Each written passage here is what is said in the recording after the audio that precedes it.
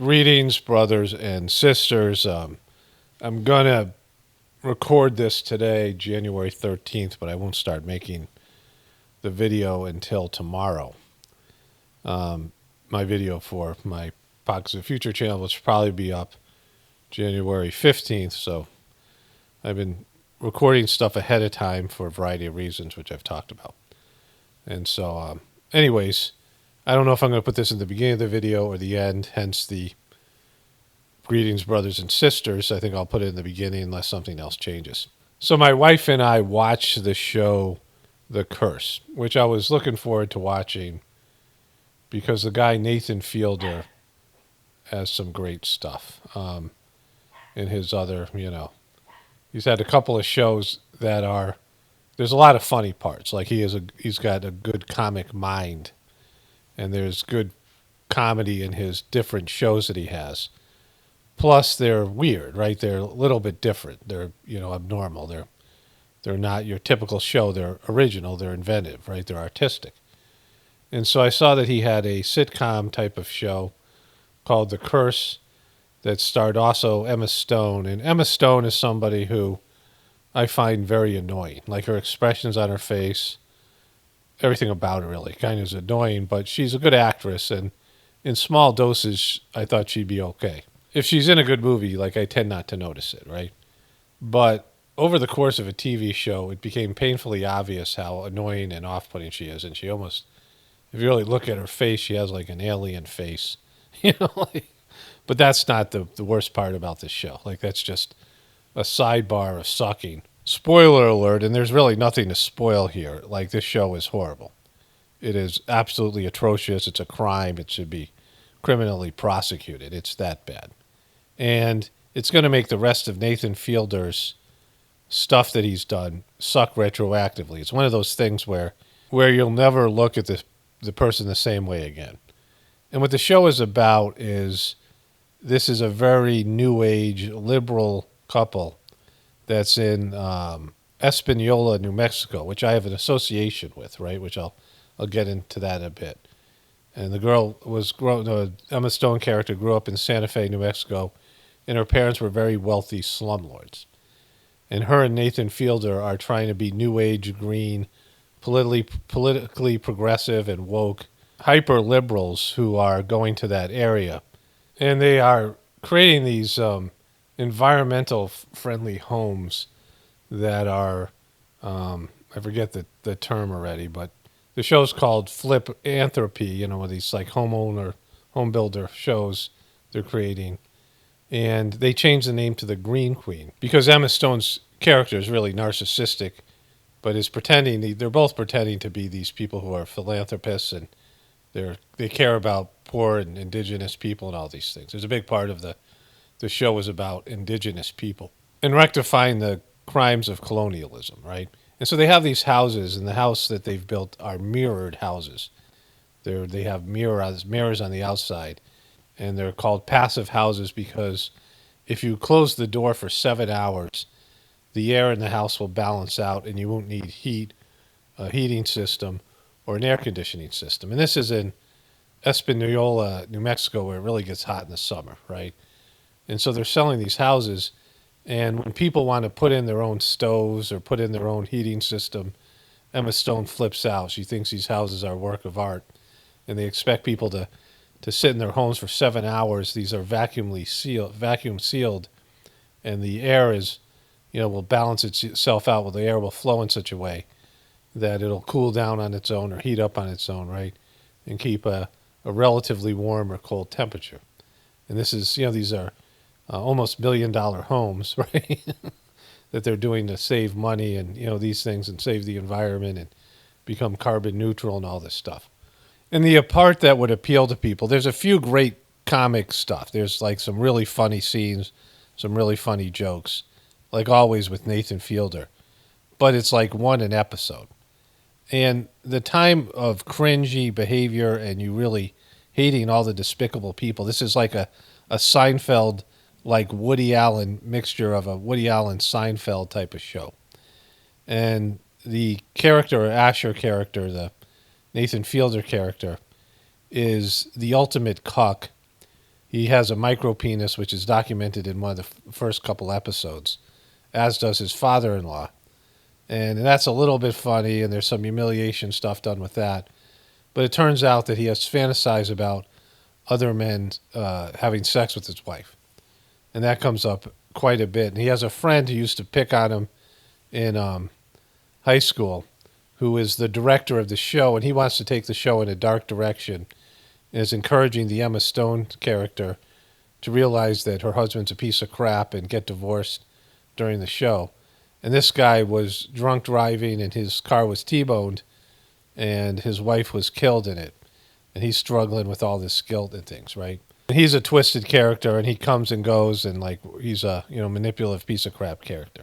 They're all like really deplorable people, and all the people around them, like they're interacting with these native peoples, and dealing with the art world. And there's a girl who's an artist, and you can tell she like basically hates Emma Stone for her money, and it keeps on coming back up that her parents are slumlords, and Emma Stone is trying to rewrite her family history and get away from that label, even though she's quite narcissistic and a horrible person, right? But the thing that might appeal to me and some of you, most of you, is that it really mocks the whole woke type of people, like how fake they are and how they're not really what they pretend to be, right? All these hyper liberals. I lived in that area, so I moved to New Mexico years and years ago when I took my first trip to India back in 1995, 96. I moved there and eventually went to graduate school. First I lived in Albuquerque and then Santa Fe. And so I'm familiar with the area, but I worked in Los Alamos in a sort of a counseling center, and a town that is where the national lab is, right? And it's a weird town. Los Alamos is a very strange town. It's cool in the sense that it's on they have these mesas that are these like rock-like formations that are flat on the top. And it's built on this mesa, and it's got more doctors, PhD doctors and doctors, than any other place in the world. They got so that they only call medical doctors doctor because everyone goes by doctor there, like all these people that work there. And the kids, I worked in this, this sort of outpatient walk-in counseling center there.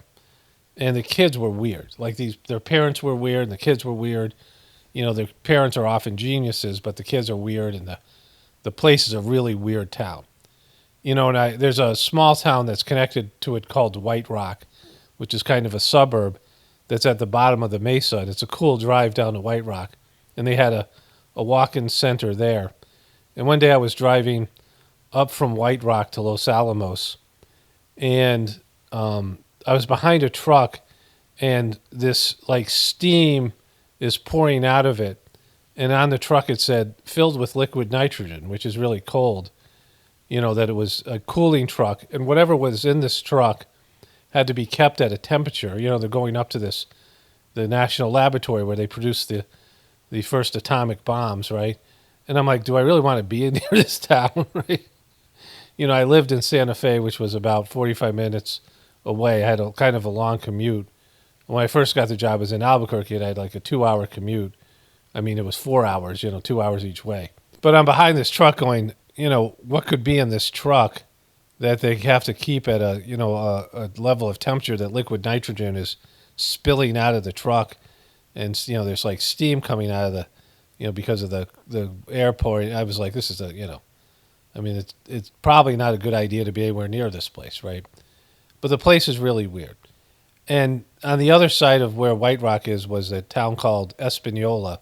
And there was a connection between Los Alamos and Espanola, and there was almost like weird, almost gang cat activity. And these kids were really obnoxious and punky on both Los Alamos kids and Espanola kids. I was surprised at it.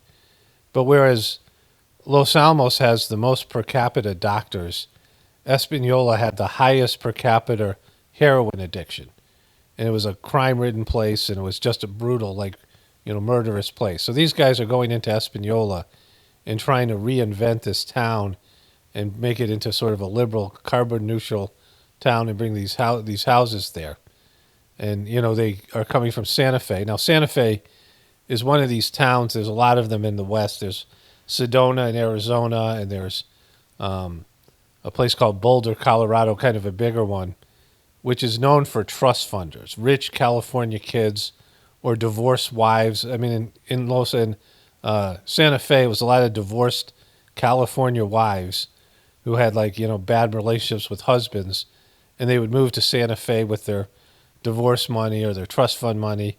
These rich people that were there, and they were a weird group. It was like 70% women to 30% men, and there was all these women who were the beginning of what we see now with the feminist movement. That was where this started. I went to graduate school there, and there's a lot of weird stuff. I got my master's degree at sort of a liberal school that had an art therapy class, a art therapy program and a counseling program. And I went to the counseling program but did the art therapy.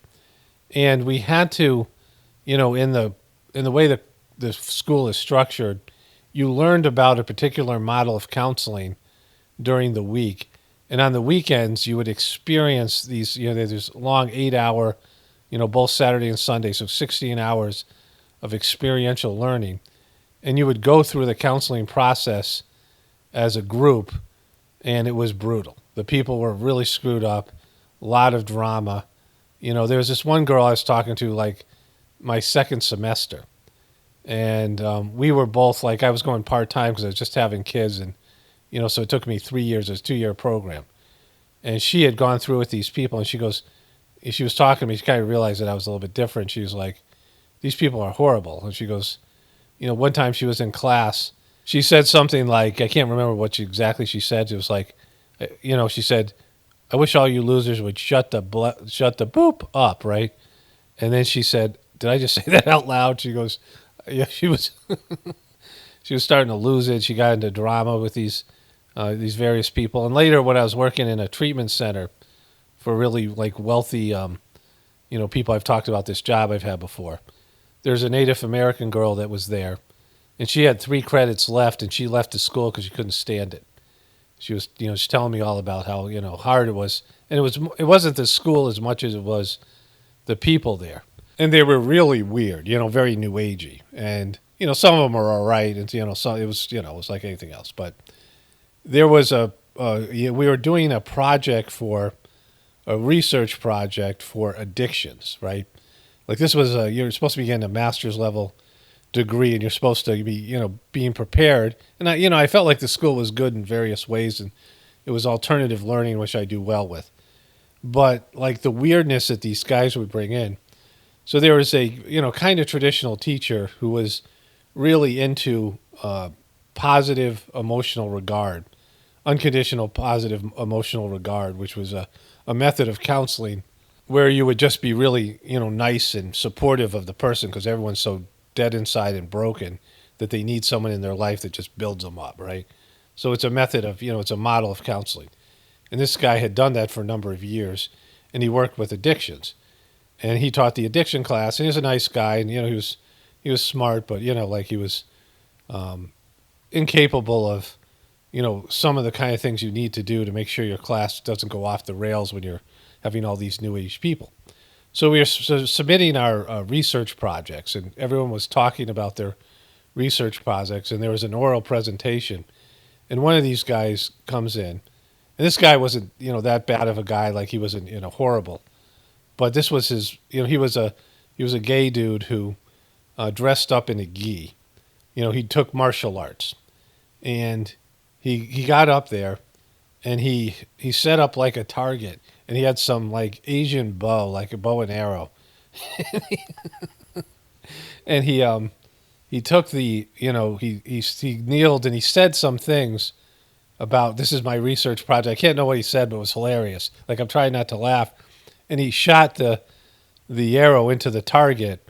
Target's 10 feet away. And they sat down. That was his project. I was watching the teacher who was like, no, this is an actual research project. Because these new age people, this what he was doing research by, his martial arts and these, just weird stuff, right? And there's some weird stuff that happened there.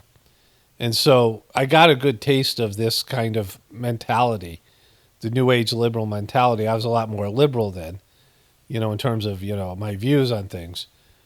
But part of my experience there saw how wacky it was and how, a lot of this stuff that is now coming out as, this agenda was very prevalent in Santa Fe, New Mexico.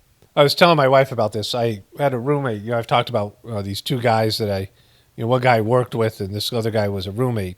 They had these jobs where they would bring troubled kids out into the wilderness in, these areas and the western part of the country. This guy did it in New Mexico. The other guy did it, I think, in Colorado. And they would camp in these auroras. When it wasn't rainy season, they'd be these dry areas where there were more trees because water would flow through these, areas. They were like, riverbeds almost. And they call them auroras in that part of the country. And they would camp there for weeks, and the kids would, be away from everything, their families and things.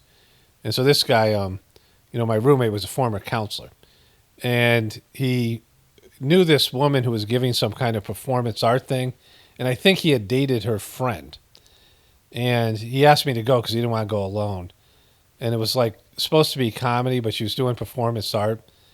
And like she was a 40-ish woman, and it was almost all older crony women there. And I think we got there late and had to sit up like in the front row, which is always a bad idea in a comedy thing, right? And the woman was like, she was in a tank top for a while working out, and she said something like, "I shaved my armpits for you," these kind of like new age, stuff. It was kind of new agey. I can't remember. Some of it was a little bit funny, but it wasn't my thing, right? And some things that weren't funny, I was struggling to hold myself from laughing because, she was being intense, and it was like supposed to be an intense moment. And if I laughed, I would have to go wait outside. It was that bad. It was like a tense room, a man-hating room. And at one point, she set in on my roommate, my friend there.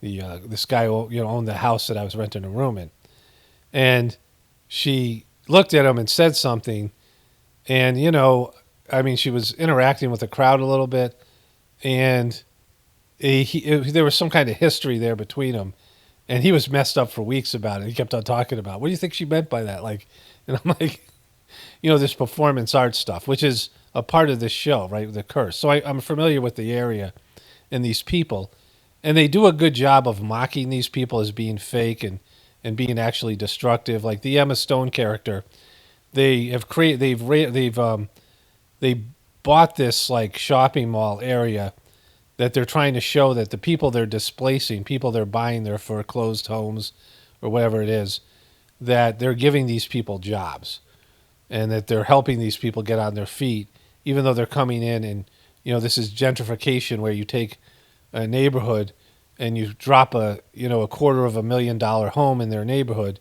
and it changes the property taxes and the value of the people's house. It screws everybody in the neighborhood.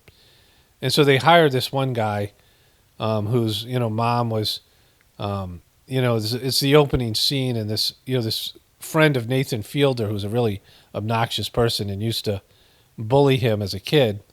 His character is pouring water on this old Hispanic woman's face because he wants her to cry because they're giving his son a job, right? Because there are these moments in the show where they're trying to show how great these people are, right? For providing for these people who are, losing their homes and doing whatever. And so they have these stores in the shopping mall that are just kind of fake stores that are there for the show, but they're not making any money.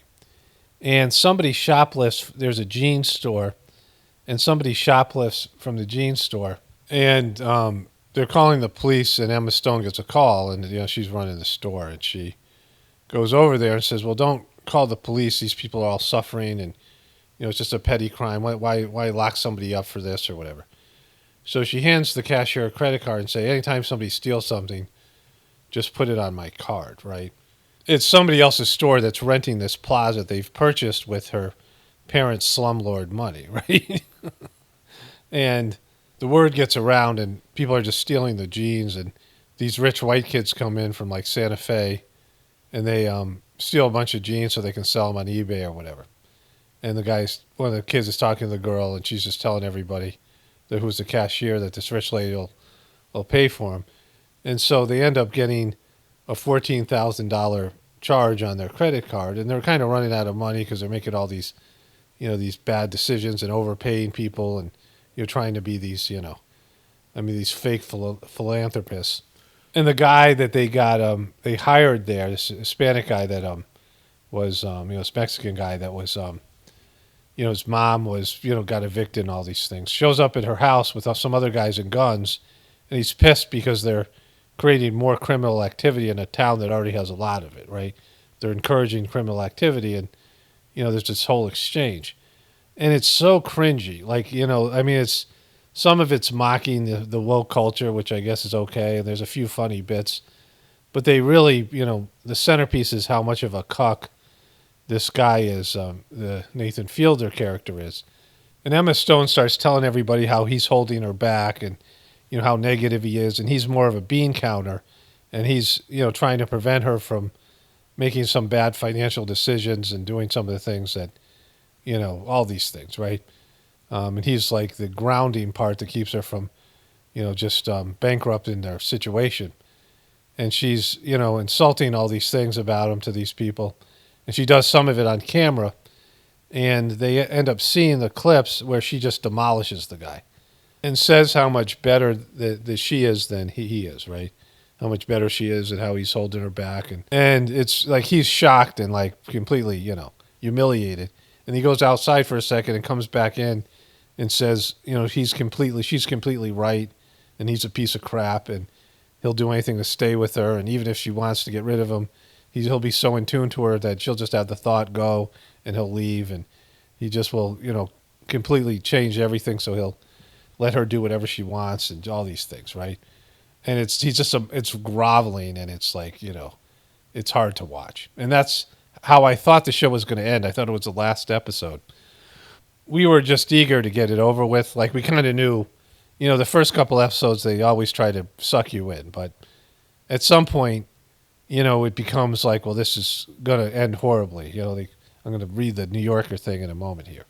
My wife and I were like, well, we should, like, it was basically we should stop watching it. But, there's this thing that happens when you don't resolve things. You leave things unresolved. Like, if I start watching a movie or something, or we're watching something that's bad, we'll usually just go to the end and, see how it ends, right? So you have some kind of resolution to the story, because that's how the human mind works. But in this case, we were like, we knew we had to like see it through, and I knew I was going to talk about it here anyway, so we're watching the thing. And as it just gets more and more degraded and more, just the humiliation, and I knew that people in like the New York area were going to think it's really, something special, like it's artistic and, this dark kind of thing and original, but it's just a horrible thing to watch. And the final episode, they start off where she's pregnant.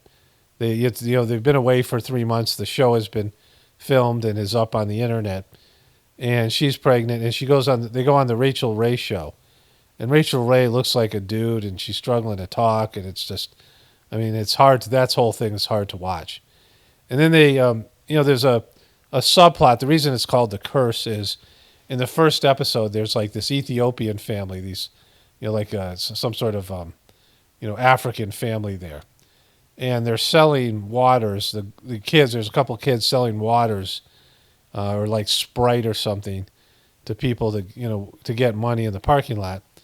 And the director says to Nathan Fielder, like the director is trying to get a conversation where Nathan Fielder has already messed up with an interview, because he snaps all the time, and he loses it, and he gets like really unprofessional and inappropriate.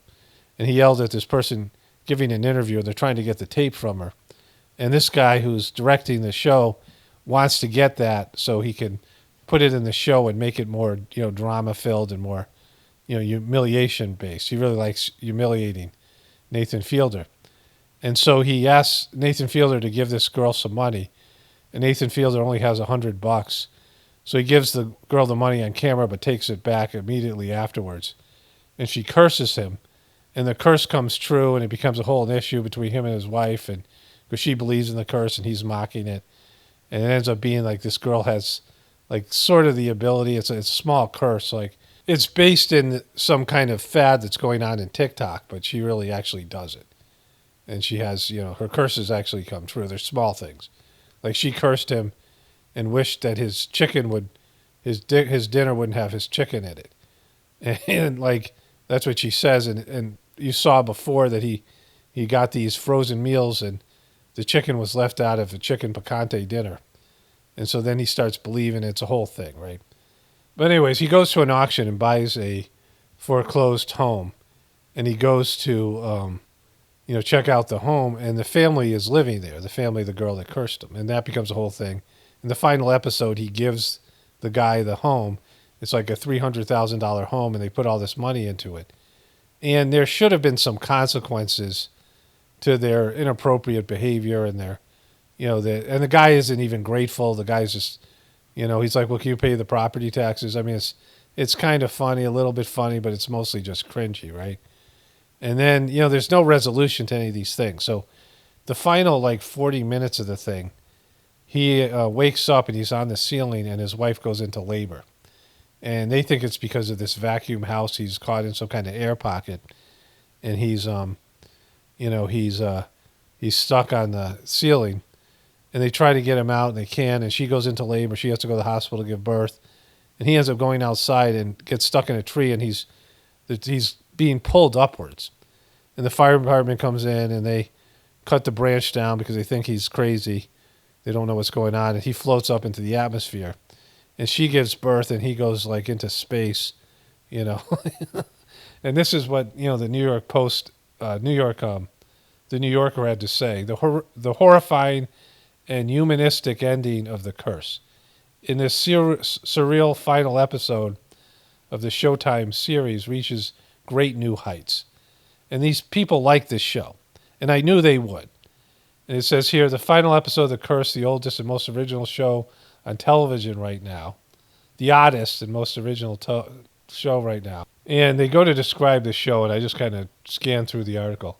Asher, to use a red pill parlance, is a classic cuck. And they talk about this being a cuck and these things. And at the end of the thing, they say this about him. They're describing the ending here. And it says, the world might not want Asher's sudden honesty about who and what he is, and certainly doesn't want his altruism, however genuine it may be, which is why he's sent hurtling into the stratosphere, a sign that he has become, if not a saint, then at least the universe's cuck.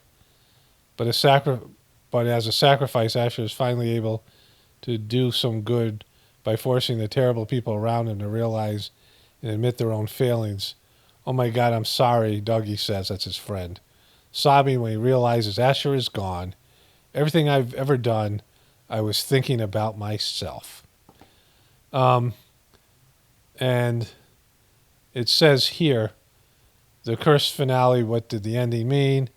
The Curse finale is bonkers and deeply frustrating, from the Rolling Stone.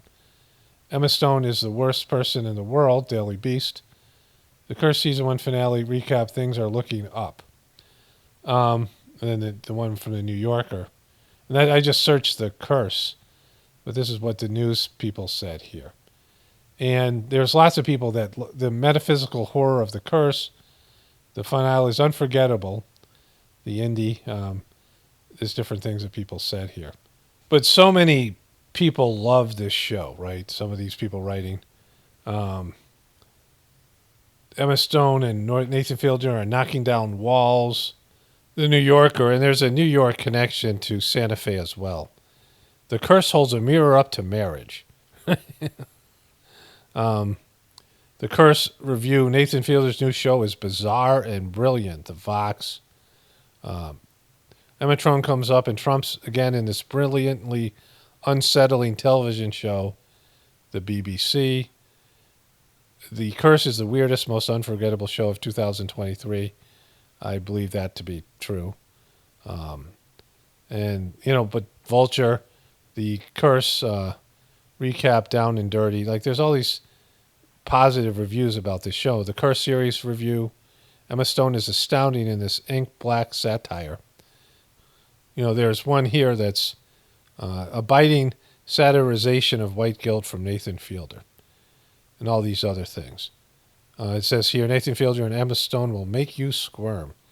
The Rolling Stones seem not to like it. But there's all these other papers and, these pretentious artsy-fartsy type of things that love it.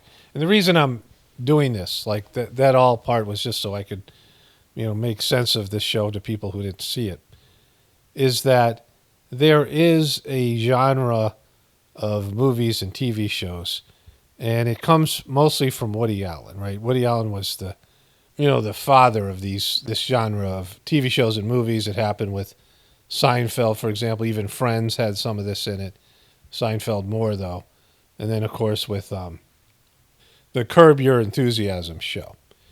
And it takes these people who are wealthy, and they all are, connected to, a certain cultural upbringing, and, New York plays a role in all these things, right?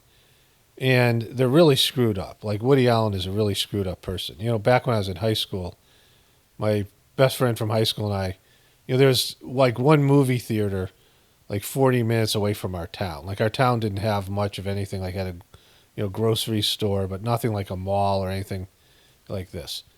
And so we went to the movies, and there wasn't like any movie worth really watching, but there was one Woody Allen movie, which is a comedy.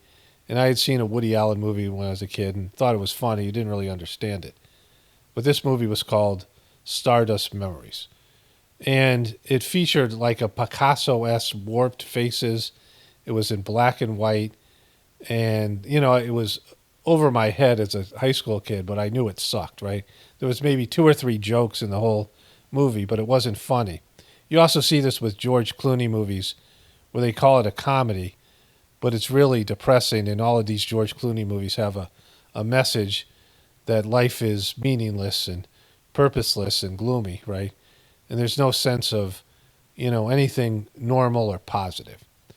And what they're trying to do is make this divergent and, twisted culture and the people that are, part of it, and normalize it, right, with Woody Allen. And there's a lot of self-deprecating humor, but that's just a mask to make it, less biting.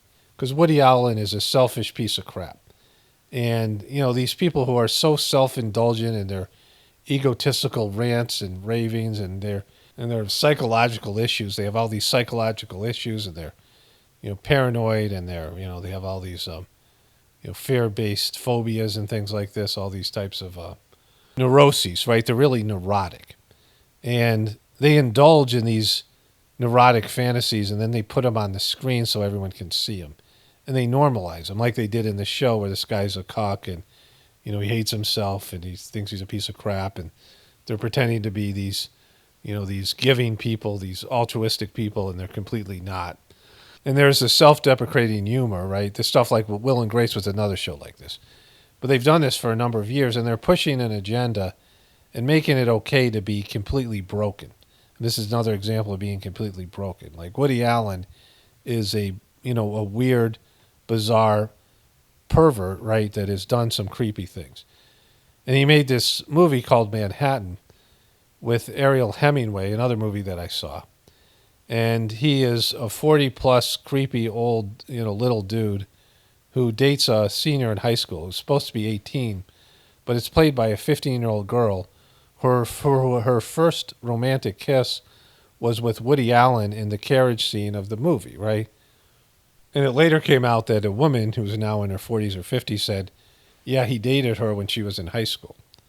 And, of course, he married his 18-year-old adoptive daughter. And there's the pervy thing and the legal thing and there, the pedo thing here and his Jeffrey Epstein thing and all that stuff, right? Which is what mainly people focus on. But there's another level of depravity here, and it's why would he want to marry an 18-year-old girl? Like, why would anybody want to marry somebody? Do you want to go back to that period of time in your life, right? If you're living right, you don't have regrets, and you're not wanting to go back and redo things. You're not having fantasies of going back to high school or, a child or whatever and reliving your life and, making different decisions and being a different person and, reliving your 20s and things. You're happy where you are now. If you're spiritually evolving, you don't want to go back. Like, I don't want to go back, right? I don't want to be 20 again. And I don't want to interact with people, in any kind of deep interpersonal relationship. Like if you had a romantic relationship of someone that young, you get taken back to that level of consciousness, right? People in their 20s, people in their 18 year old people have a level of consciousness, and people in their 40 have a level of consciousness. And it's hard to, not just the generation gap that we have now, but it's life experience. And when you've lived a full life, it's hard for you to relate to somebody who's young. You can remember what it was like when you were young, and you can be compassionate to what they're going through. But before they can talk to you on your level, they have a whole life to live. They have to raise kids. They have to get a job. They have to go out in the world. They have to, do all these things. And, until they do those things, even if they're brilliant, even if they're unique and special people, they really can't talk to you on the level that you're at as an older person. And to have a romantic relationship with someone like that is just weird. I mean, I'm not talking just about the pervy stuff. I'm talking about, like, why would you want that? Why would you want to have a relationship with somebody who has so much less life experience than you do? And Woody Allen is obsessed with this. He made a whole movie about it, and then he married his wife's, basically his adoptive daughter. This girl grew up as his son for a number of years, and then they end up getting married. And, he has this weird quote about it. I'm not going to read it here, but I've talked about it before, where he talks about, how it works out that, he's kind of the dad in the relationship, which is, creepy in itself. And, Woody Allen was the only Me Too person that had the most. I mean, he was the original Me Too guy because Ronan Farrow wrote a piece about him.